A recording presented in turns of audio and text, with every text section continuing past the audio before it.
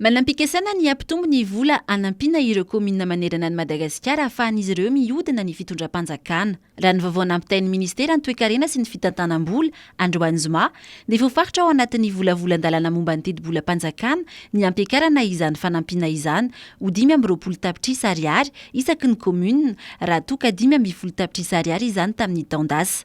Ny ahafahan'ireo vondrom-bahoaka hitsinjaram-pahefana mandray andraikitra avy hatrany sy ahatsapany fa izy no tompon'ny tetikasa sy programa mpampandrosoana no tanjo ny fampitombona ny fanampiana io raha ny voalaza ny volavolan-dalàna mifeny teti-bola. Tsy hiditra avy hatrany ao anatin'ilay fifanakalozana malalaka tsy Afrika i Madagasikara raha tsy efa tena vonina tsara.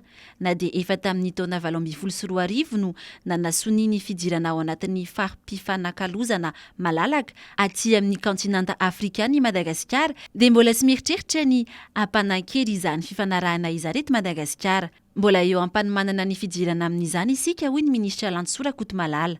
Anisan'ny fiomanana atao amin'izany ny fampiroboroboana ny indostria eto Madagasikara sy ny fampitomboana ny vokatra vokarin'i Madagasikara ka ho afaka ahondrana sy hifaninana amin'ny any ivelany.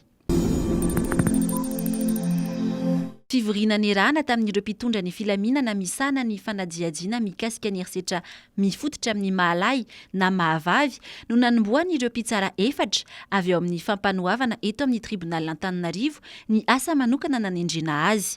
Nanamarika izy ireo tao aorian'ny fivoriana fa samy naneho ny fahavonona ny ady amin'ny tranga herisetra isan-tsokajiny. Mifototra amin'ny mahalay na mahavavy indrindra ny resaka fanolanana ny mpivory rehetra.